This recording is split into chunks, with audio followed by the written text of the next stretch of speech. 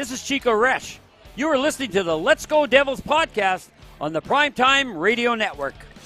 Happy Devils Sunday. This is Game Day Live, coming to you live from the Primetime Radio Studios, Bunker in beautiful New Jersey and Chicago, Illinois, as the Devils take on the Columbus Blue Jackets, also known as the BJs, tonight, or actually today.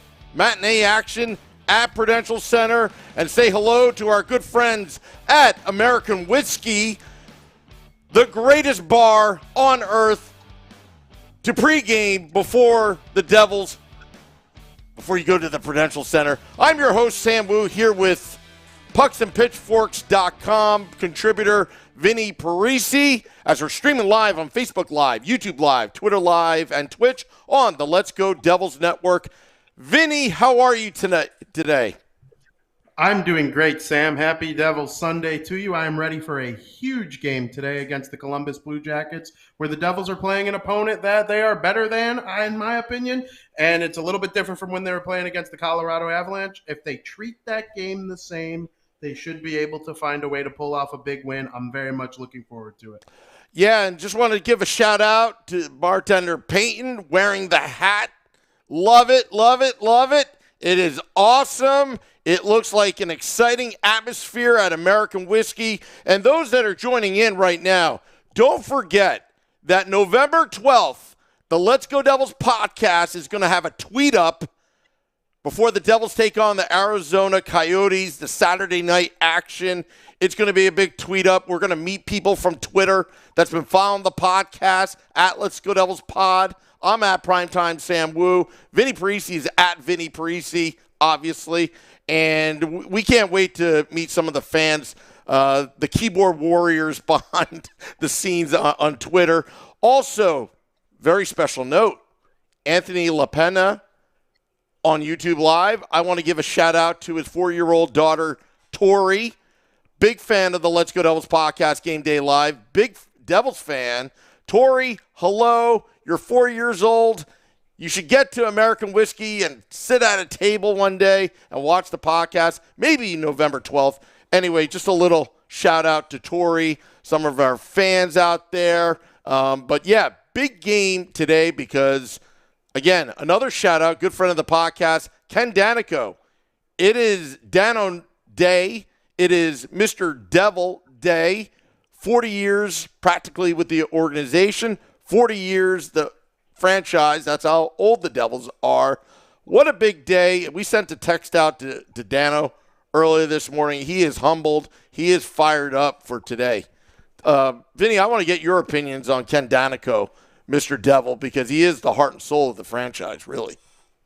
Listen, I don't know if another team around the league has a guy that represents their organization as well as Ken Daneyko represents the New Jersey Devils. I mean, it's funny to me that literally whatever the anniversary is for the Devils as a team is Ken Daneyko's anniversary. It's the same number, right? Yeah. The Devils have the 40 patch on their jerseys. It's an awesome logo. Listen, Ken Daneyko is the Devils. Okay, nobody will ever wear number 3 for this team ever again for a reason. And he wasn't like a super duper star in terms of how he played. Like he didn't have a lot of points. He didn't score a lot of goals from the back end.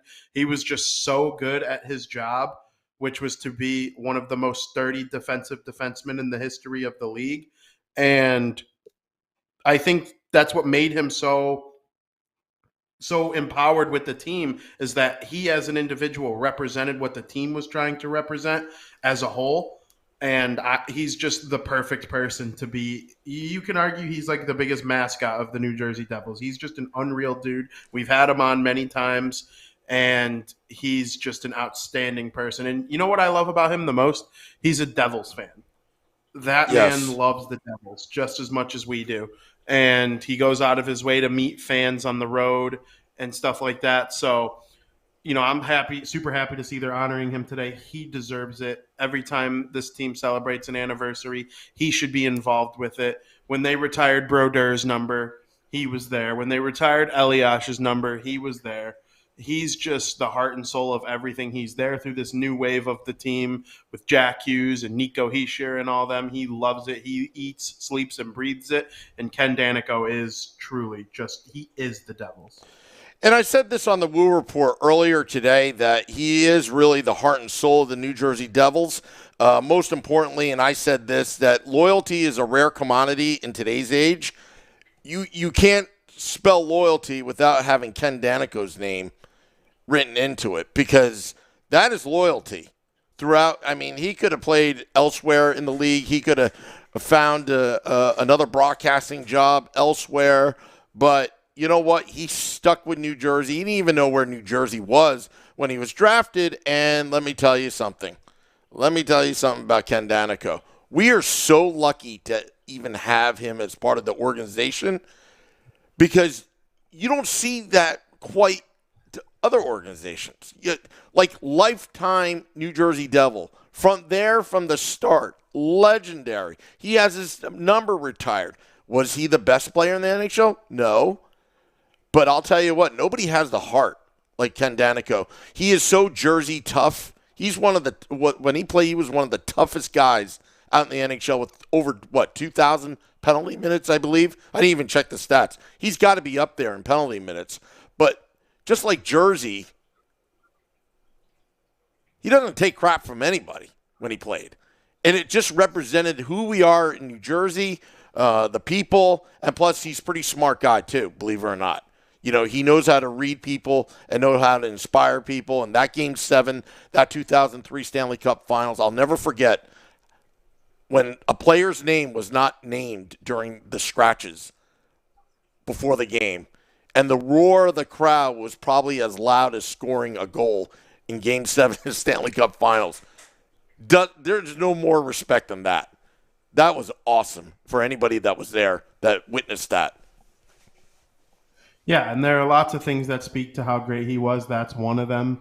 The fact that he strives to help this team become the best version of themselves even today. And he did everything that was needed for his team to win. And when he was on the team, he wasn't scoring high offensive producing defensemen. They had Niedermeyer, they had Stevens. They had some other guys. The forwards, they rolled out 4 lines as well as anyone. They don't win 3 cups without the help of Ken Daneyko. I mean, there's just no doubt in my mind that he's one of those types of guys. And I'm happy the Devils have retired his number. I'm happy he's their color commentator. I'm happy he is the guy who he'll be one of the MCs if they ever have a draft party when they make a number 1 overall pick or something like that.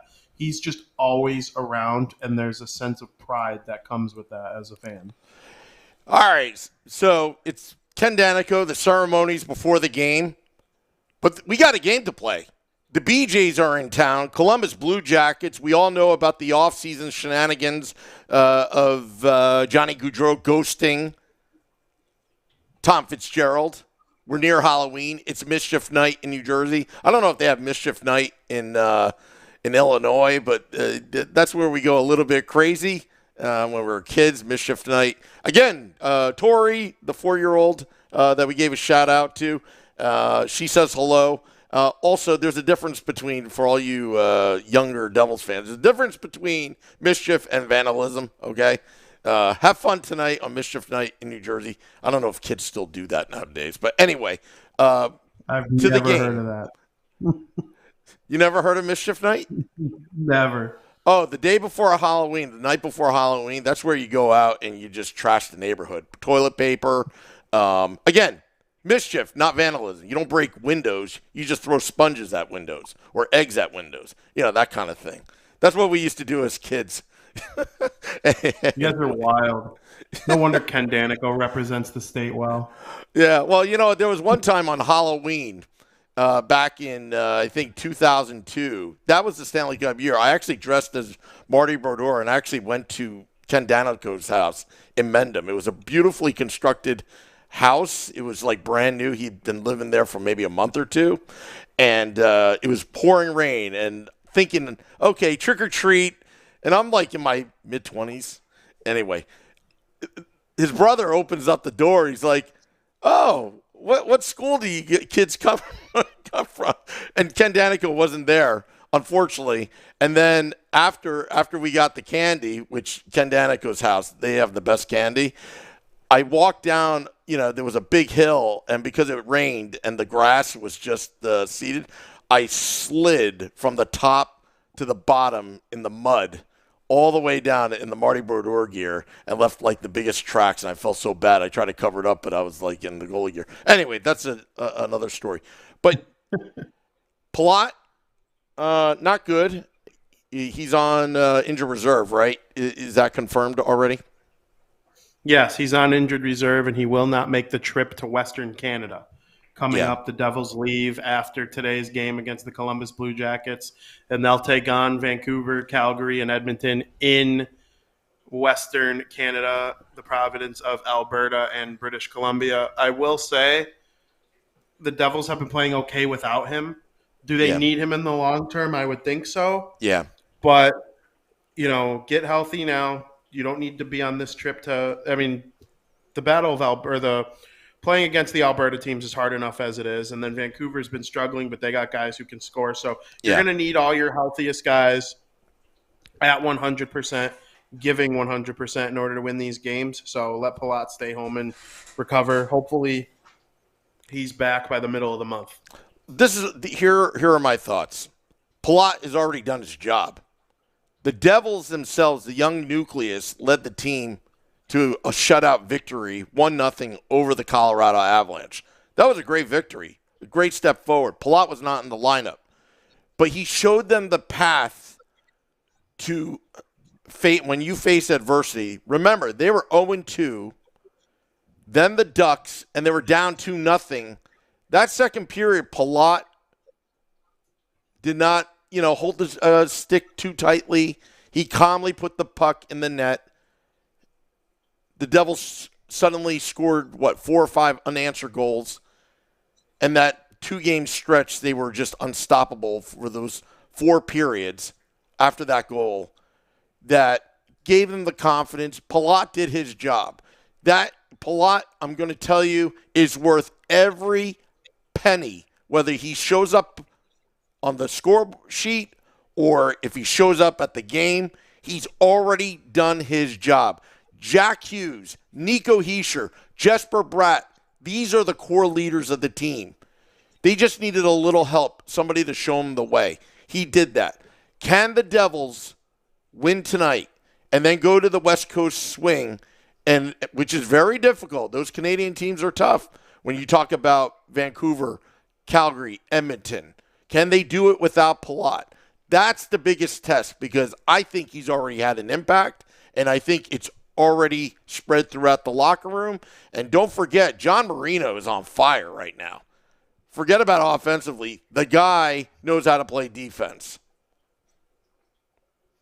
Yeah, and there's no doubt about the fact that Palat has made an impact already with the team. But when speaking of Marino, it's like there are times where he joins the offensive rush and you think to yourself, like, why don't you do that more often? Like, he had 3 assists over 2 games last week.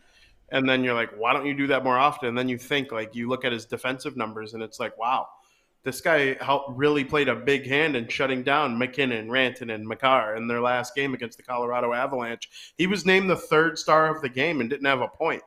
It was the guy who scored the game-winning goal, Jack Hughes, Vitek Vanacek, who had a shutout win as a goaltender, and then John Marino, who didn't do anything statistically. He was just in the right place at the right time all game long, and he made great plays against great players, so he deserved to be the 3rd star of the game. So I'm happy to have John Marino on the team. He's certainly making more of an impact for the Devils than Ty Smith is having for the Pittsburgh Penguins, as he's not even playing for the Pittsburgh Penguins. He's playing with the Wilkes-Barre Scranton Penguins, which you can argue is the Penguins acting like a smart organization. They took a flyer on someone, they cleared some cap space and took a flyer on a former 1st-round pick, and maybe they're trying to develop him. I don't think the Penguins are dumb for that at all, but the Devils, they got Marino, and he's been playing very good for them so far. Yeah, and you know what? You can't rush to judgment who won the trade, because this is a long-term investment by the Pittsburgh Penguins. Ty Smith is a pretty talented defenseman. He just needs to develop. He was thrown in the mix in some respect just because the Devils needed him, but they need to properly develop Ty Smith, and it was more of a situational thing where the Devils are at, what they need now, and same with the Pittsburgh Penguins with the cap space. But right now, early dividends are paying off with John Marino, and I may get a Marino jersey. But guess who's back? Guess who's back in the lineup, or at least with the New Jersey Devils organization? You know him on this podcast is Andre Johnson, back reunited with John Marino.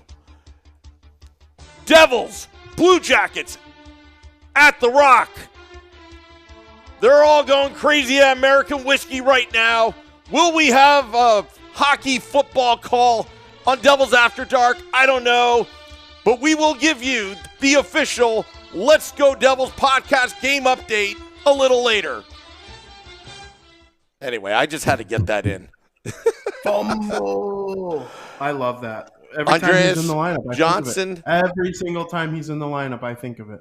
Yeah, I mean, we joke around. I mean, if anybody new listening in, it all started off as a year and a half ago. We were not impressed with Andreas Johnson at all. And during Devils After Dark, which is our post-game podcast live, we were so sick of him at that time period that we just what's his name? I don't know, Andre Johnson, the Houston Texans wide receiver.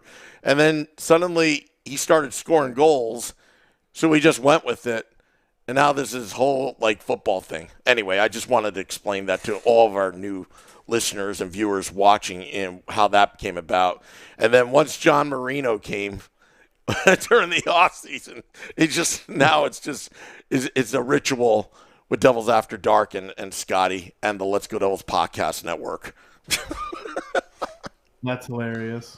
Yeah. It's a bit that's never going to stop being funny. So yeah, I'm all in on it. Yeah. So anyway, people are filing in, want to make it to ceremony. So we're going to speed it up a little bit about this game. So Johnny Gaudreau is back. I expect him to get boos.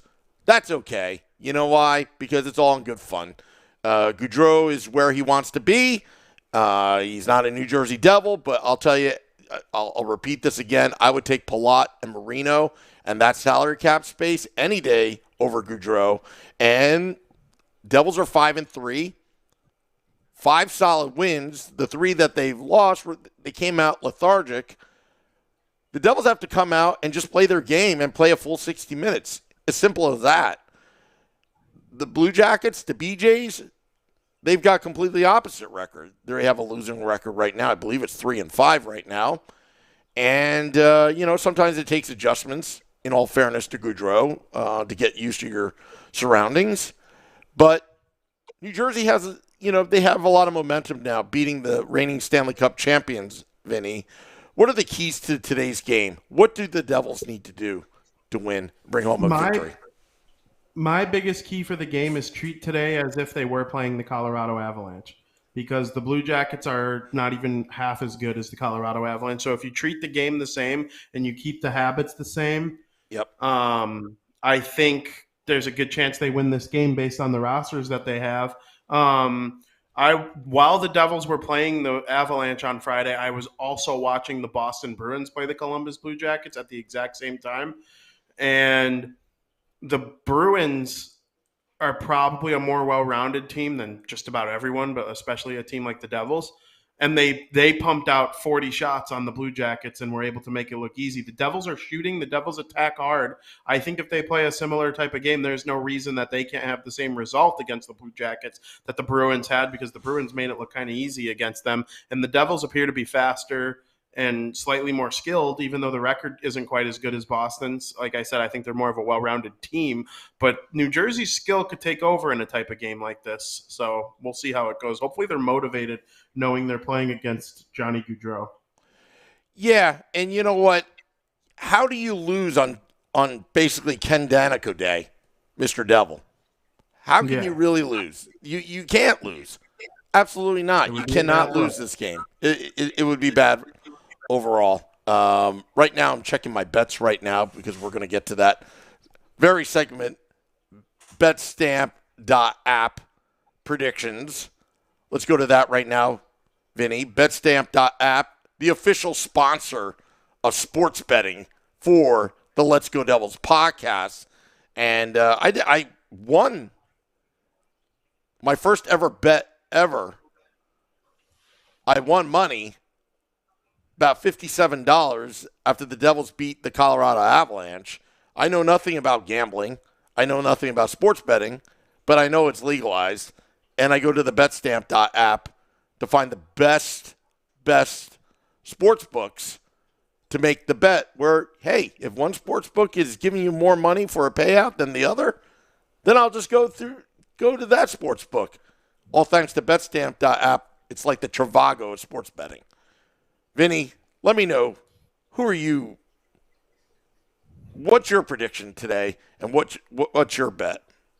Yeah, so I actually have the Devils winning the game by a final score of 5-2. But my bet in this one, the Devils are so favored that it's really not worth betting on them in this game. Like, if you think the Blue Jackets are going to win, then I think it's a smart bet to make on them. But the Devils are minus 230.